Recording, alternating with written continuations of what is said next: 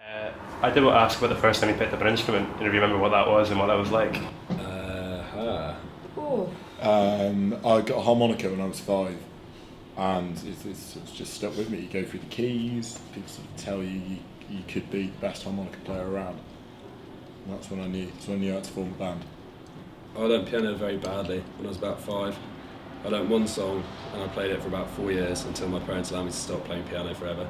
Yeah, I actually really wanted to play guitar as a child and was told that I'd have to play the violin as a stepping stone to get there.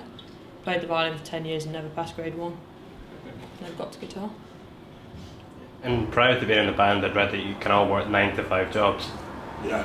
Do you think that's kind of had an impact upon your kind of drive? Like, do you think that kind of drives you to work harder, knowing what the other side's like? Or? Yeah, I think so. I mean, we were working pretty hard when we were doing it, was the thing. That's sort of why we had to end up quitting. We were sort of doing 9 to 5. Like in London, it's more like a sort of 9 to 7. You get back at 8, rehearse till 1 in the morning. Because we all live together as well, so we were quite lucky for that in Harlesden. So it almost felt like kind of a relief when we did finish in the end.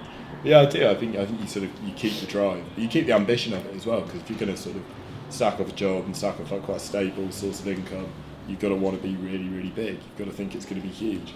And so I think we're getting there. I think as well it enables you to just like continue enjoying it and finding it fun. Like this weekend we had a 10-hour journey to Paris, played a show, went out, 10-hour journey to Hamburg, played Reeperbahn, went straight in the van, drove back overnight ferry to be here tonight, and we're still just best of mates, you know. That's the joy of it. That's the joy. Did you guys still all live together now? Absolutely. Yeah. Well, we kind of live in the van a lot of the time. It seems like we're budget on tour hotels now till the 5th of December is our final date, 4 of them in London. And then we're going to have to find a new house in London because we got rid of our house in Harlesden because there's no point paying rent for 4 months you're not here. So I think we had a house in Sydenham for a bit that we put down a deposit on. We're going to get something. We're back in January.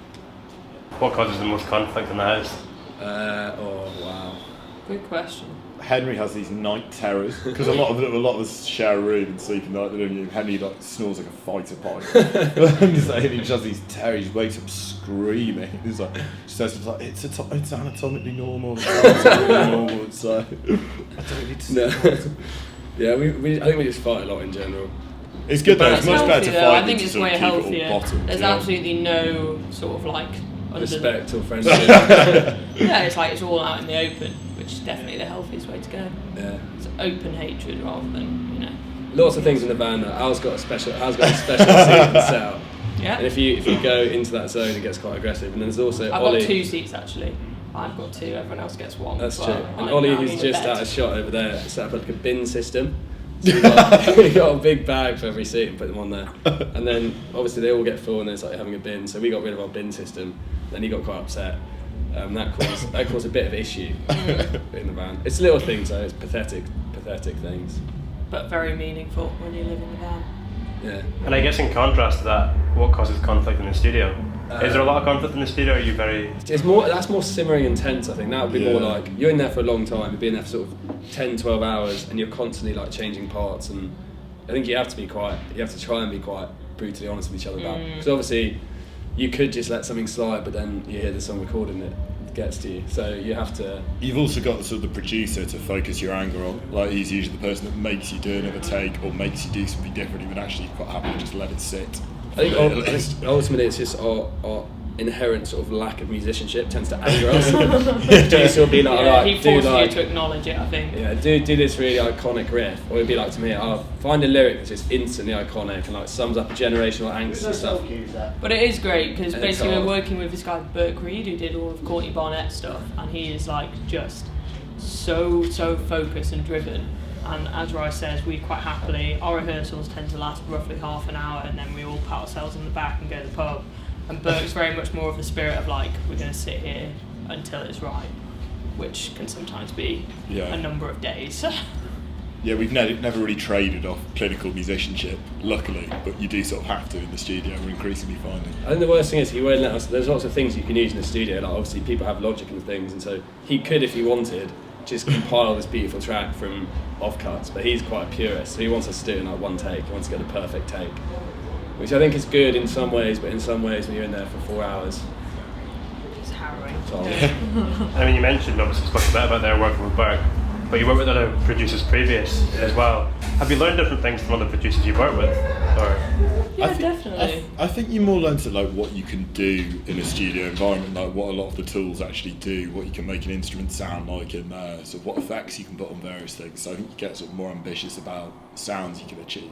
And I think we've been like so lucky, to be honest. The first EP we released with a guy called Dave McCracken, who was like just so supportive, and basically we'd go down after work, sort of turn up at 9 o'clock and just like play, and he just record as it was, like no click track, no nothing, just like, you know, playing and seeing what we got. And he was really, really sort of patient with us, and that's how we recorded Winter Nets. And going from that to transition to Burke, which is so clinical, and like every single like sound effect is checked and like cross-checked 12 times. It's like really fascinating seeing how the different sounds play out, and like enabling us to build that as a journey sonically for what we're releasing. That's cool. A sonic journey. A sonic journey. That's what the first album's going to be called. It's going to see a sonic journey. So, yeah. I guess someone else that like, kind of connects a lot of your songs together is they kind of look at this, you know, mundanity of kind of British life at the moment. What is it that kind of draws you to that and attracts you to that as a subject to write about in songs? I just really love it. I just love, like, you go around the UK and you see all this weird stuff, like, you know, like how proud small towns and villages will be about their roundabouts and like certain roads, and like there's a website called Basingstoke, not boringstoke.com, which I think is a good indication of this, which someone's compiled this enormous list of things that makes Basingstoke an incredible place. And it's things like the public toilets is very proud of because the roof there is very unique and things like that. And I think there's, I don't know, I mean, what is it? I think apart from anything else, it's the genuine experience we've had. Like, we've not had, I think, experience that would invite sort of an angsty song. Like, we've grown up in pretty boring suburban lives and sort of done commutes and things like that. And actually, you just try and sort of make something more exciting when a lot of creativity comes out of things just being quite boring, I think. And I guess it's like celebrating what's around you and trying to sort of valorise the mundanity of it rather than put down, you know, as a temptation in the current political climate to sort of like, you know, just say that everything's shit, which to some extent, you know, definitely is. But what can we find in, you know, lived reality that we've all experienced, that loads of our fans have as well, that actually celebrates sort of like the minutiae? What other things do you kind of think, you know, connect all your songs together and relate them? Are there other aspects that kind of jump out to you from the surface? That I think sound-wise, it's because a lot of the bands we listen to are very American. It's very sort of like driving, visceral riffs. It's like Parquet Courts and Modern Lovers and Iggy Pop, we're listening to a lot in the studio recently. So I think when you put a sort of very English, almost like quite parochial set of lyrics on top of that, you get something quite unique. But I think also, like, the bands we love, there's always been sort of this striving to sound like a band like Pavement, because we're sort of not that good, you always fall a little bit short and sort of end up with something quite unique on that basis. I mean, that's the way a lot of good bands actually end up sounding unique. Yeah. I mean, we spoke about earlier as well about working with different producers in the studio. Have you got a studio, do you know what you want in the studio now, and have you kind of got an environment that you're more comfortable with when you're working there? Or? I guess we've sort of fallen into a rhythm with Burke, because we've been working on the album recently, which will like hopefully be out early next year. Will be out early next year. And I guess like we've been in different spaces, different environments, and sort of like done it with different time frames. But I guess once you get to know the way your producer works and what he's looking for, and then like weave that into sort of the aims that you've got, it builds like a certain rhythm with it. And certainly like the last few times, I think we've all come out more confident and felt more capable of saying, well, actually, this is exactly what we want for this song, and this is where it builds into the wider album. So to that extent, yeah, but ultimately it's always a bit of hit and hope, isn't it? I think it's always terrifying as well. I think wherever you go, how prepared you are going in, whatever you want to do, there's that element of kind of, as soon as you're in the studio, you get something there that sounds good, but you want it to sound better. So however prepared you are, it's like you're still there. And it always comes out different to what you had in mind and what you've played when you were rehearsing, like for the week before. Somehow just something shifts, and you just hope that that's like for the better. But yeah, I think we're still learning, still finding our feet. I've stopped learning now. Give it up. I've achieved. Yeah. We're as good as we can possibly be. No, it's good, it's fun. It's just, yeah, I think we all want it to be like, you know, a great, an iconic first album, stuff we listen to. You know what I mean? Like, it's not. We don't want it to be. We don't want it to be number 20 in the charts and like 3 stars on DIY and, you know, a brief mention in The Guardian on like a weekend column in 10 years' time when they're writing about this other band who've come along. There's some vague references. I don't think anyone wants that, so So yeah, I think we So push there's ourselves no quite pressure, hard. yeah. But normally we come out of the studio feeling like this is just, you know, like I think we're pretty hard on ourselves in general. We don't have big sort of moments in the studio where we're popping champagne and like calling the Radio 1 boys to come down and listen, you know. It's more just like, oh fuck. But yeah, no, I think genuinely like we just have a lot of ambition with all the songs and the record, and like we really genuinely want it to be and think it can be like a really big album. Is your mindset working on the album slightly different to like the singles and EPs that you've had before? Or? Yeah, I think it's just trying to find that as you whatever it is, the thing that ties those songs together. And like with the singles, we've been kind of lucky so far in that you find a song that works and you find like a big catchy, you know, track and put it together. But yeah, with the record, it's trying to, you know, still trying to find like a coherence, I guess. Like like a narrative and a story and something that we're like genuinely like, do you know what I mean, feel proud of and backing and like believing rather than like, well. But I think we want something we can take down to like, you could bring down to, not that you could take down to fucking, you know, DIY magazine or the Aubrey Lost and show to some indie kids and then be like, yeah, I like this is cool, but to go to like Wetherspoons and like put on and not be like bottled, you know, that's like, that's got to be your goal because people aren't. And the way we've been writing now, I think, which slightly differs, or at least is a more of a conscious thing, is like thinking about, right, festival headline slot, what chorus is going to like kick off, and like how's this going to feel to play live to like thousands of people. So that's the ultimate goal. So it's like trying to write for that. But I think that song one as well. I think that the first song we wrote was Stanton when that was the very first thing we ever did together in like the first sort of 3 hours when we decided we wanted to be in a band and came back from the pub and sat in and we wrote it. I think at that point we were thinking like, how's this going to sound in Wembley, you know, like sat in a bedroom putting it together.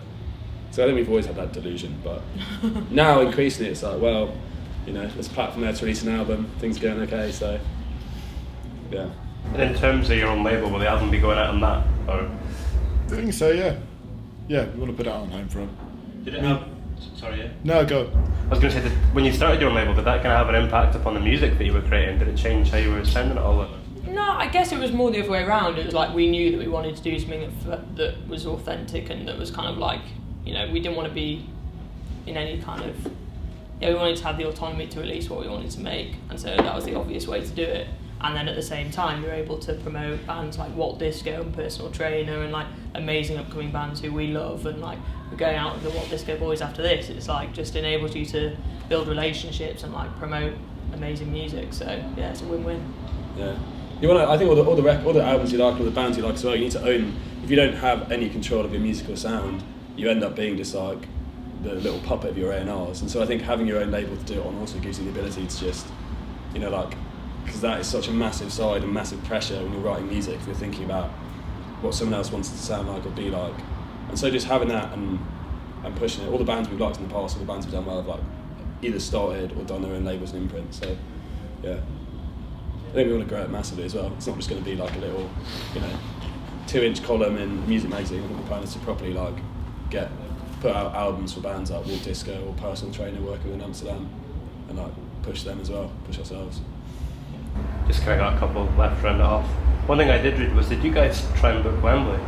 Yeah, we tried. Yeah, we did. So you can't really do that. Like, they don't really let you book it sort of a couple of months out. I think you could do it though. I think we've always had this sense that if you have a belief that a live show will be an event and sort of have this carnival feel to it, if you do things like putting after parties and inviting enough friends down, it usually will be. It's usually sort of a self-fulfilling prophecy if you go out and book that massive venue.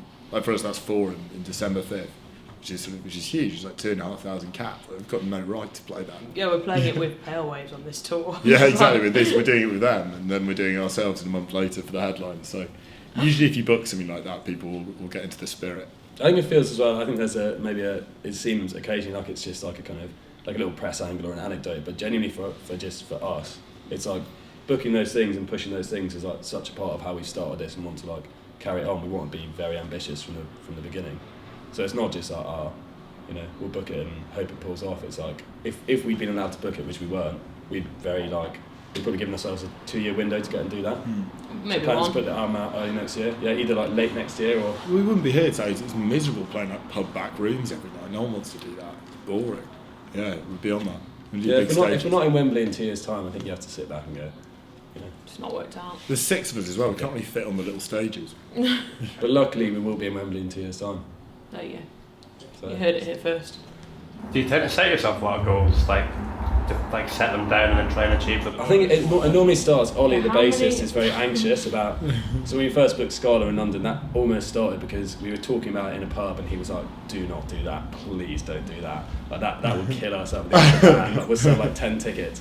And that kind of fired Alex and me particularly to be like, let's definitely get this booked. Let's find Mo is willing to like do it, get someone to put the money up and just like start selling it. And when that paid off, it was like, you know, okay, well that's like one thing you've done now. You don't want it to be just like a one-off little thing. You get very greedy. Like so much of it's momentum as well. Like as soon as you sort of get steady to a level, I don't want to accept that kind of this is as big as we'll ever be. You want to constantly feel like it gets bigger and bigger, and when it falls apart, and it will eventually, when we book a venue that's just about too big, like Nebworth's $250,000, I think. Robbie just about did that, but we'll know, and then it'll be a different experience being in a band. Might be for him, I don't know. And to round it off with a slightly more light-hearted question, have you got any tattoos, and if so, what are they? Oh, get Oh, on let's it. go on, Brett, come on in. Down. We went on tour with Haydn's late last year, and Ollie got one. What's the age limit on this show? Because This is pretty risky graphic. stuff. You probably won't be able to see it in the camera. But that's legit. Ollie, you Ted's a you bit. tell the story. So actually, if Can you you buy see him? our Is he in frames? back with it. yeah, back with it. All right. Get level with them, yeah. So my dad used to take me to Reading Festival, So you're right. and then he saw Biffy Clyro playing. Let me Actually, come- let me oh, start. here we go. Start again. Yeah, Please, if I could. So, my dad used to take me to Reading Festival when I was a wee lad, and I was watching Biffy Clyro, and he was commenting on the amount of tattoos he had, and I said, well, if you're a rock star at that kind of level, if you're playing Reading, then like may as well get a tattoo. So then we got booked for Reading, and I got this pathetic, tiny little tattooed onto me by. And he said, "Dad, I'm a rock star." Yeah, exactly. But then you can also hear on a 7-inch of "Here It Comes Again," is it? Yeah. On the B side of that, you can hear my mum berating me for getting this tattoo. If you can't see it. Yeah, because his mum called him when we were in the van on long drives, and we got the recorder on. That's what we put out. Yeah. If you can't find the songs, you've got to do stuff like that. Right, thank you very much. I can't wait to see.